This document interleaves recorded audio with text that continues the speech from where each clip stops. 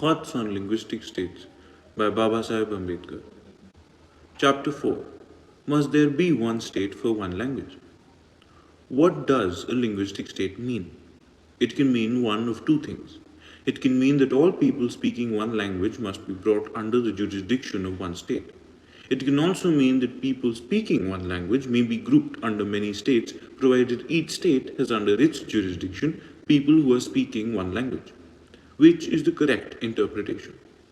The Commission took the view that the creation of a single state for all people speaking one and the same language was the only rule to be observed. Let the reader have a look at map number 1. He will at once note the disparity between the northern and southern states. This disparity is tremendous. It will be impossible for the small states to bear the weight of the big states. How dangerous this disparity is, the Commission has not realized. Such disparity no doubt exists in the United States, but the mischief it might cause has been prevented by the provisions in the Constitution of the United States. One such safeguard is the Constitution of the United States has been referred to by Mr. Panikkar in his dissenting minute to the report. I will give below the following extract from his minute.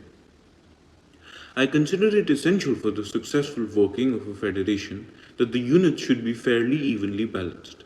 Too great a disparity is likely to create not only suspicion and resentment, but generates forces likely to undermine the federal structure itself and thereby be a danger to the unity of the country.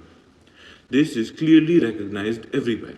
In most federal constitutions, though wide variation exists in respect of the population and resources of the unit, care is taken to limit the influence and authority of the larger states. Thus, in the United States of America, for example, though the states are of varying population and resources, and the state of New York has many times the population, say, of Nevada, the Constitution provides for equal representation of every state in the Senate. On this point, Mr. Panikkar also refers to the Soviet Union and old Germany. This is what he says.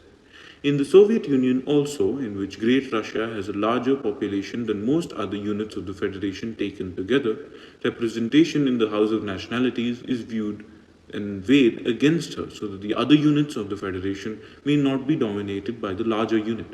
In the Bismarckian Reich again, although Prussia has a dominant position from the point of view of the population, she was given less representation in the Reichstag, or the house representing the states that she was entitled to, less than 1/3. And the permanent presidency of that body was vested in Bavaria, clearly demonstrating that even here, where there was concentration of political, military, and economic power in one state, it was considered necessary in the interest of the Union to give weightage to the smaller units and also to reduce Prussia to the position of minority in the Reichsrat, States Council, which enjoyed greater powers than the Reichstag, or the House of the People. Mr. Panikkar has, however, not mentioned one other safeguard in the Constitution of the United States against the evils of disparity. In our Constitution, the two houses are not co-equal in authority, but the position in the Constitution of the United States is quite different. In the USA, the two houses are co-equal in authority. Even for money bills, the consent of the Senate is necessary. This is not so in India. This makes a great difference to the disparity in the population. This disparity in the population and power between the states is sure to plague the country. To provide a remedy against it is most essential. The end.